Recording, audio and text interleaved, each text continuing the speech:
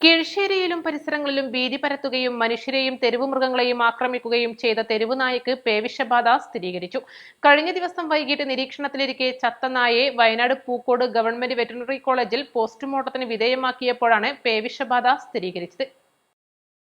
കഴിഞ്ഞ ദിവസം വൈകിട്ട് നിരീക്ഷണത്തിലിരിക്കെ ചത്ത നായയെ വയനാട് പൂക്കോട് ഗവൺമെന്റ് വെറ്ററിനറി കോളേജിൽ പോസ്റ്റ്മോർട്ടത്തിന് വിധേയമാക്കിയപ്പോഴാണ് പേവിഷബാധ സ്ഥിരീകരിച്ചത്.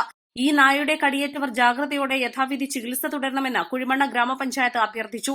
തെരുവു നായകളുടെ കടിയേറ്റുവെന്ന് സംശയിക്കുന്ന സാഹചര്യത്തിൽ 2025 ഓഗസ്റ്റ് 1 വാക്സിനേഷൻ ആരംഭിക്കുമെന്ന് വെറ്ററിനറി ഡോക്ടർ അറിയിച്ചു.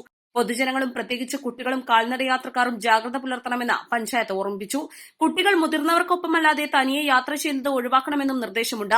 കഴിഞ്ഞ ദിവസമാണ് കീഴ്ശ്ശേരിയങ്ങാടിയിൽ തെരുവുനായ ആക്രമണം നടത്തിയത്.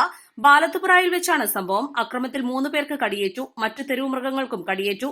ഒരു കുട്ടിക്കും സ്ത്രീക്കും ഉൾപ്പെടെയാണ് കടിയേറ്റത്. നായ അലറിക്കരയുന്ന നിലയിൽ പരക്കെ ഓടി നടക്കുകയായിരുന്നു. കടിയേറ്റവരെ ഉടൻ തന്നെ സ്വകാര്യ ആശുപത്രിയിലും പിന്നീട് മഞ്ചേരി മെഡിക്കൽ കോളേജിലും പ്രവേശിപ്പിച്ചു. പിറ്റേ ദിവസം നായയെ സന്നദ്ധ പ്രവർത്തകർ ചേർന്ന് പിടികൂടി. ശേഷം നായ ചാവുകയും ചെയ്തു. East live, Kondotty.